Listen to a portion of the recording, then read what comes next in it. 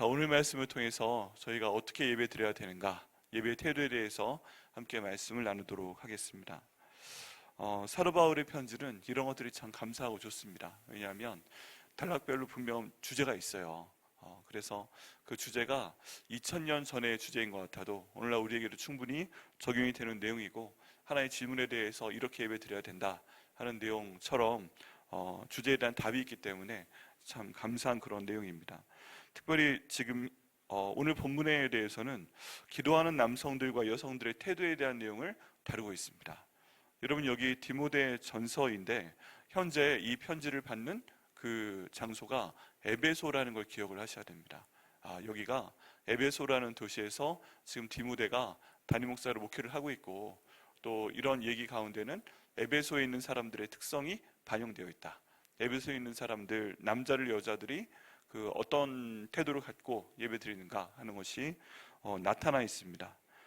특별히 그 앞에 있는 내용을 보면요, 먼저 남자들에 대한 내용이 나와 있습니다. 남자들, 우리 8절 말씀 보시면, 그러므로 각처에서 남자들이 분노와 다툼이 없이 거룩한 손을 들어 기도하기를 원하노라 라고 말씀을 하고 있습니다. 여기 보면 남성들의 태도인데요, 여기 남자들이라고 나타내는 이 단어가 어린아이들이 아니라 성인 남성을 얘기하는 것입니다. 그러니까 만 20세 이상의 성인 남성들을 특별히 가리키는 것이고요, 어린 남자애들이 아니라 20세 이상의 남자들이 기도할 때 이런 걸 갖춰야 된다 하는 내용을 얘기하고 있다는 것입니다. 근데 특별히 여기에 저희가 봐야 되는 단어는 분노와 다툼이라는 단어가 나옵니다. 이 분노와 다툼, 이것은 그 감정적으로 굉장히 폭발하듯이 화내는 그런 걸 말합니다. 감정적인 폭발. 그러니까 조용조용 화내는 거 아니라 우리가 소위 말하는 전문용어로 삐졌다 하는 그런 게 아니라, 여기서 말하는 건 폭발적으로 분노하는 걸 말하고 있습니다. 분노와 논쟁, 이런 것들이 여기 나타나는 것이고요, 이런 것들이, 이런 감정적인 격분, 논쟁, 이런 것이 이 에베소에 있는 디모데가 담임 목회하는 교회 가운데 종종 나타났다는 것을 바울은 알고 있습니다. 그리고 이런 것들이 그 신앙 공동체, 그곳에 있는 교회를 해치고 있다, 분열시키고 하는 것을 분열시키고 있다는 내용을 아주 잘 바울이 알고 있었던 것입니다. 에베소에 있는 사람들이 그랬구나, 특별히 남자들이 이렇게 화를 많이 냈구나, 그리고 다툼이 많이 있었구나 하는 내용들을 알 수가 있습니다. 그런데 이런 내용들은 오늘날 교회도 있는 거예요. 이 분노와 다툼이 오늘날 교회 가운데도 있습니다.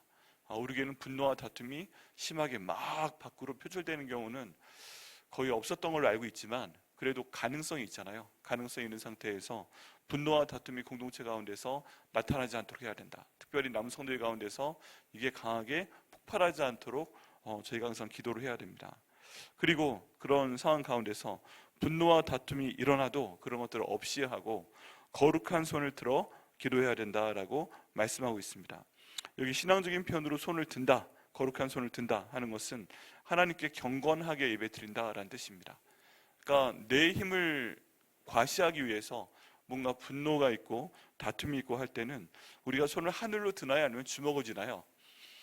주먹을 쥡니다. 그리고 하늘을 향해 드는 게 아니라 그 상대방을 향해 뻗어나갑니다. 그런데 이때도 지금도 똑같이 하나님께 예배드릴 때는 저희가 보통 손을 펴고 하늘을 향해 손을 들게 됩니다.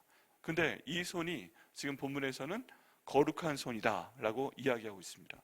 그러니까 우리가 나 자신을 위해서, 내 주장을 앞세우기 위해서, 또는 내 이익을 위해서, 내가 말하는 것으로 상대방을 설득하기 위해서 안 되는 경우에 분노와 다툼을 일으키고 주먹을 쥐고 상대한테 그 주먹을 뻗는 것보다, 하나님께 예배하기 위해서는 그러지 않고 분노와 다툼이 없이라고 말하고 있잖아요. 기도하기 전에 정말 가능하다면 분노와 다툼에 대한 모든 요소를 해결하고 기도하기를 하나님께서 원하고 계시다는 뜻입니다. 또 예수님께서도 복음서에 뭐라고 말씀하세요? 너희가 하나님께 예배하기 전에 형제와 뭔가 안 좋은 일이 있는 것이 생각나거든 뭐라고 하세요? 그걸 잠깐 내려놓고 가서 그 형제와 화해하고 돌아와서 하나님께 예배하라 라고 말씀을 하고 계시잖아요. 저희 삶 가운데 이게 너무 중요한 일인데 쉽지는 않습니다.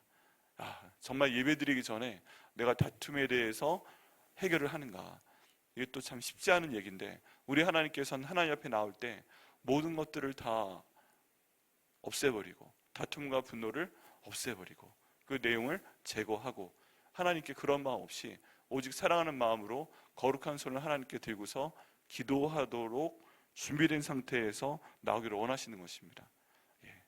그래서 우리 손이 하나님께서 야고보서에서 회에 대해서 말씀하실 때도 한 입으로 단물과 쓴물을 내겠느냐라고 묻고 계시는데, 하나님께서 우리가 주신 손도 저희가 분노와 다툼을 위해서 주먹 쥐는 손이 아니라 본문에 말씀하신 대로 하나님께 기도하는 거룩한 손 되기를 예수님의 이름으로 축복합니다. 거룩하게 하나님께 손을 드려야 됩니다. 이 거룩한 손이 하나님 보시기에 어떨지 모르겠지만 항상 성령께서 우리와 함께 하시고, 또 구약 성경에 따르면 하나님께서 우리 보호하라고 보내주신 천사가 보고 있기 때문에 우리의 손이 항상 힘들 때마다 하나님이 향하여 드는 거룩한 손이 될 때 하나님께서 우리의 삶도 거룩하게 하시고, 또 우리의 기도하는 모든 내용도 거룩하게 하시고 결국 저희 가운데 응답하실 것을 믿습니다. 그래서 내 손을 다툼으로 주먹쥐는 손이 아니라 하나님께 거룩한 손이 될 수 있도록 인도하여 주옵소서. 힘들 때마다 손들고 하나님께 기도할 수 있도록 인도하여 주옵소서. 또 이렇게 기도하시고요, 기도응답 받으시는 저 여러분 되시기를 예수님의 이름으로 축원합니다. 특별히 거룩한 손이 되기 위해서는 저희가 죄악을 멀리하고 또 하나님 앞에 항상 정결해야 됩니다. 다윗 같은 경우에 하나님께 성전을 건축해서 봉헌하고자 했잖아요. 그런데 하나님이 왜 다윗은 성전 짓는 것을 막으셨어요? 딱 한 가지 이유를 말씀하셨습니다. 네가 너무 많은 피를 흘렸다. 네가 비록 나의 뜻을 이루기 위해서 나의 전쟁을 수행을 했다. 보면요, 그 하나님께서 다윗을 통해서 주변에 있는 블레셋이라든지 그런 이방 민족들을 싹 쓸어버리십니다. 그리고 이것을 하나님의 심판이라고 말씀을 하십니다. 어떤 분들은 구약성경 읽으면서 하나님께서 너무 잔인하시지 않은가라는 얘기를 하세요. 다윗을 통해서 왜 이렇게 많은 사람들을 죽였어요? 그리고 출애굽을 한 이스라엘 백성들이 가나안 땅에 들어가면서 전쟁을 해야 되는데 왜 그 땅에 있는 사람들은 다 남기지 않고 죽이라고 하셨는가? 이 하나님께서 너무 잔인하지 않은가? 이제 그런 질문을 던지시는 분들이 있습니다. 그런데 왜 그런가 하면 그들도 하나님의 형상을 닮은 사람들인데 이미 하나님께서 많은 방법들을 통해서 그들에게 하나님의 형상을 닮은 사람대로 살아라, 거룩하게 살아라, 그런 메시지를 주셨음에도 불구하고 그들이 그것을 철저하게 오랜 시간을 통해서 거역했다 하는 내용이 있습니다. 결국에는 그 사람들에게 하나님께서 이스라엘 백성들처럼 기회를 주셨지만 그 말씀을 순종하지 않았기 때문에 그 손이 거룩한 손이 되어야 되는데 분노와 다툼의 손이 되었기 때문에, 또 피 흘리는 손이 되었고 그 손이 죄를 짓는데 그 빠른 손이 되었기 때문에 하나님께서 이스라엘 백성들 통해서 그들을 벌어주신 것이다 하는 것이 답입니다. 답이에요. 그렇기 때문에 이스라엘 백성들이 북쪽에 있는 북이스라엘과 남쪽에 있는 남유다가 우상 숭배를 했기 때문에, 음행을 했기 때문에 하나님께서 아시리아와 바벨론을 보내서 정복하게 하신 그 상황이 가나안 민족들이나 아니면 다윗 당시에 주변을 둘러싸고 있던 이방 민족들, 특별히 블레셋 사람들에게도 똑같이 해당된다는 것입니다. 그들 가운데 먼저 우상 숭배가 있었고 먼저 음행이 있었기 때문에 하나님께서 이스라엘 백성들을 통해서 그들을 심판하신 것이다 라고 이해를 하시면 됩니다. 이런 상황 가운데서도 다윗이 그런 하나님의 명령을 따르기 위해서 이방 민족을 정복을 하고 그랬어도 그 손에 너무 많은 피를 흘렸다. 하나님 이걸 보시는 겁니다. 하나님 뜻대로 사용하셔도 피를 흘린 데 사용하셨다는 것입니다. 이런 내용을 보게 되면 저희도 기도하게 됩니다. 하나님, 저희를 사용하실 때 저희가 피 흘리는 손이 되지 않도록 인도하여 주옵소서. 저희가 거룩한 손이 될 수 있도록 인도하여 주옵소서. 하나님의 뜻을 이루는 손이라고 할지라도 하나님 다윗처럼 피 흘리는 손보다는 거룩한 손으로 사용하여 주옵소서. 그렇게 기도를 해야 됩니다. 하나님, 그를 통해서 하나님 영광 받으시옵소서. 그러니까 피도 참 손도 참 다양한 거죠.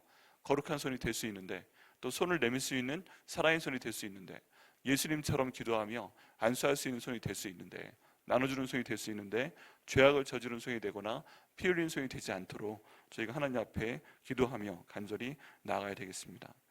또 그 다음 구절의 말씀 가운데 보면 이제 여자들의 기도하는 태도에 대해서 나와 있습니다. 또 이와 같이 여자들도 단정하게 옷을 입으며 소박함과 정절로서 자기를 단장하고 따은 머리와 금이나 진주나 값진 옷으로 하지 말고 라고 말씀하고 있습니다. 여기에서 가장 중요한 그 표현은 단정하게 옷을 입으며 소박과 정절로서 라는 앞부분에 나와 있는 이 표현입니다. 이 단정하다라는 그 내용은 겉으로 드러나는 의복뿐만 아니라 이 사람한테서 드러나오는 그 내적인 태도, 품위 이런 것까지 다 말씀을 하고 있습니다. 즉 성격까지 나오는 것입니다. 여러분, 제가 어떤 사람을 보게 될 때 외모가 중요하죠. 무엇을 입었는가가 중요하죠. 저희 제자훈련 시간에 계시던 분들은 사람들을 볼 때 어떤 성격은 머리끝부터 발끝까지 한번 쭉 둘러보잖아요.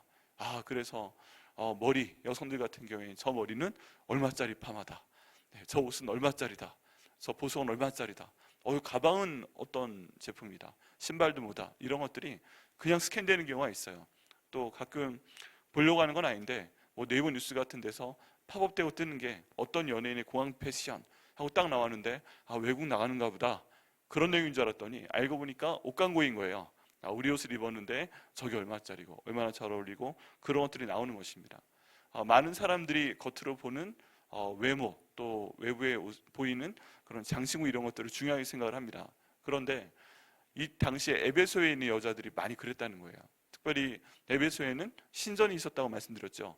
그 당시에 가장 유명한 여신이었던 아데미라는 여신의 신전이 여기 에베소 지역에 있었습니다.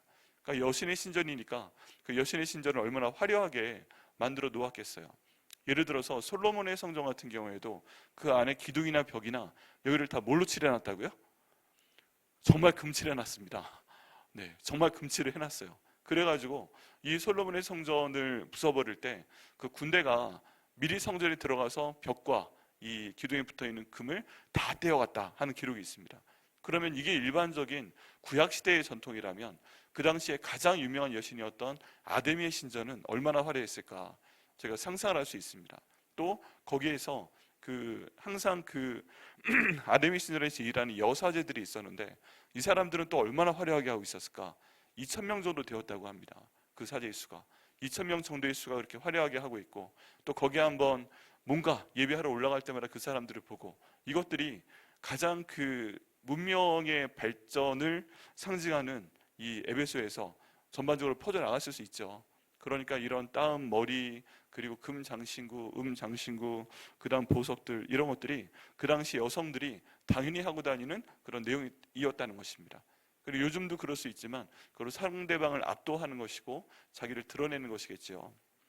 그게 이방신 아데미네 신전에서는 충분히 통하지만 지금 하나님께 예배드리는 이 교회의 장소에서는 그러지 않도록 지금 바울이 말씀하고 있는 것입니다. 그리고 오히려 강조하는 것은 영적인 품성이 배어나도록 하라, 단정하게 하라, 단정한 태도를 가지라, 그리고 그런 옷을 입으라, 그리고 소박함으로 정절함으로써 저희를 단정하라. 여기는 소박함이란 그 단어는요, 부끄러움을 아는 태도를 말합니다. 부끄러움 아는 태도. 근데 부끄러운 게 뭐가 부끄러운가? 자기를 드러내는 것이 부끄러운 줄 알아야 되는 것이고, 그리고 소박하게 지나친 자랑이나 과시를 피하는 겸손한 태도를 가져라라고 말씀하고 있다는 것입니다. 소박함, 이게 참 쉽지가 않습니다. 정절, 그리고 자지럽과 절제된 삶. 내가 그렇게 입을 수 있어도, 내가 그렇게 장신구를 할 수 있어도 그것을 안 한다는 것입니다. 그러면서 예수 그리스도의 형상이 자기로부터 나올 수 있도록 이렇게 보일 수 있는 단정한 옷을 입고, 또 겸손하게 정절로서 하나님께 예배드릴 때 나오라 하는 것입니다. 여기는 따은 머리나 금이나 은이나 이런 장신구들이 무조건 나쁘다는 것이 아니라, 이게 예배드리는 것 가운데 강조하는 방법이 되어서 다른 사람으로 하여금 시험에 들게 하고 다른 사람들이 예배에 집중하지 못하게 하면 그게 오히려 문제가 된다, 그런 내용입니다.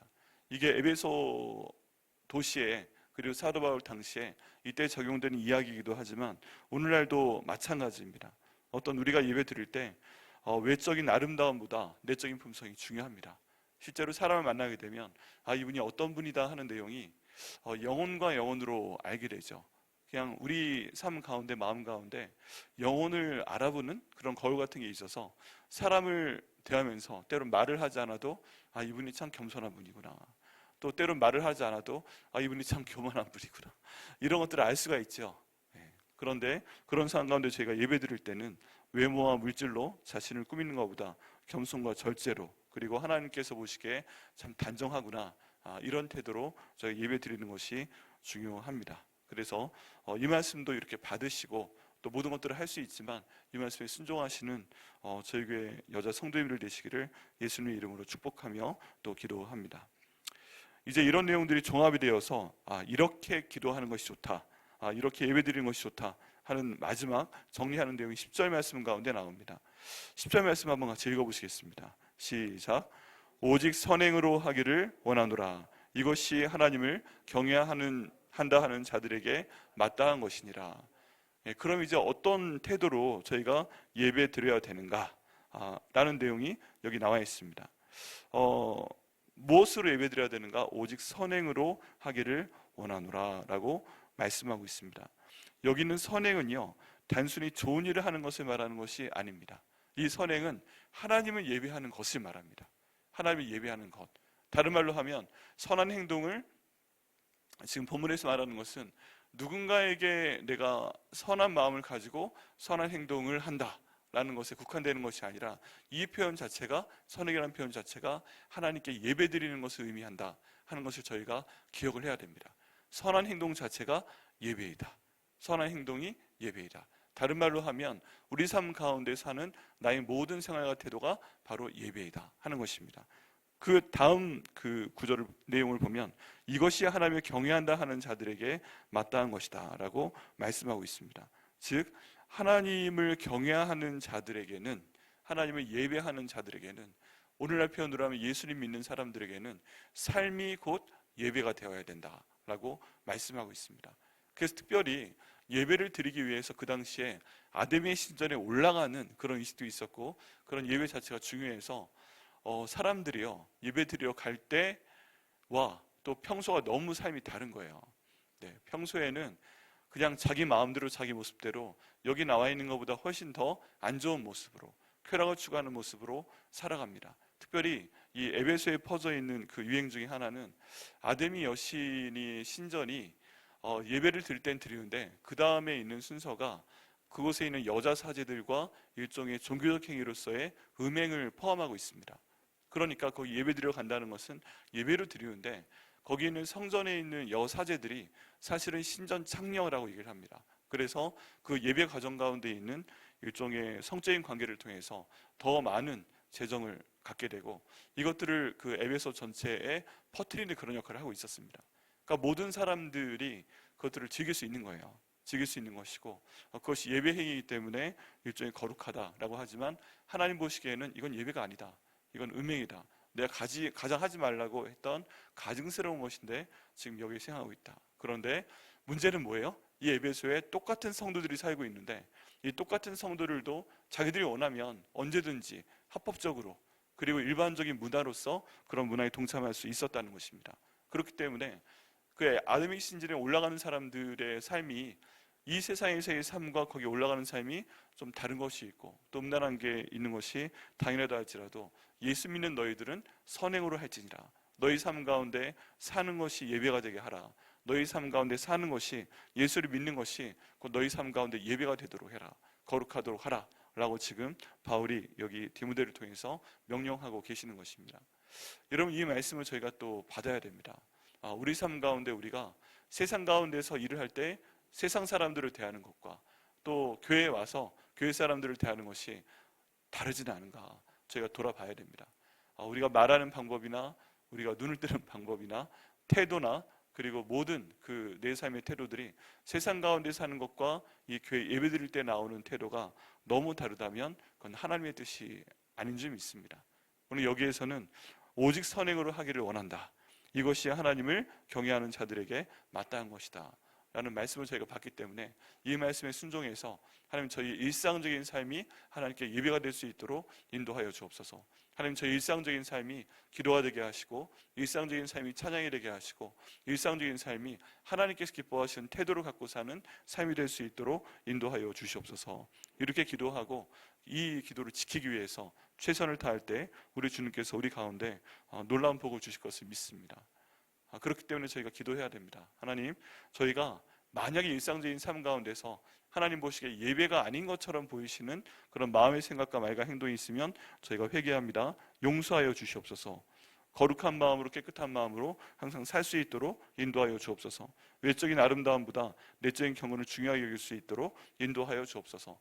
내가 갖고 있는 신앙을 예배 때만 뭔가 보이기 위해서 크게 찬양하고 크게 소리 높여 기도하고 이런 것들이 아니라 나의 신앙을 일반 생활 가운데서 내 생각과 말과 행동으로 증명할 수 있도록 인도하여 주옵소서. 특별히 선행이라고 했기 때문에 좋은 일을 하면서 이 하나님께 예배드릴 수 있는 일상적인 생활 될 수 있도록 인도하여 주옵소서. 이렇게 기도하시고요, 또 기도에 대한 복을 받으시는 저 여러분 되시기를 예수님의 이름으로 축원합니다. 기도하시겠습니다.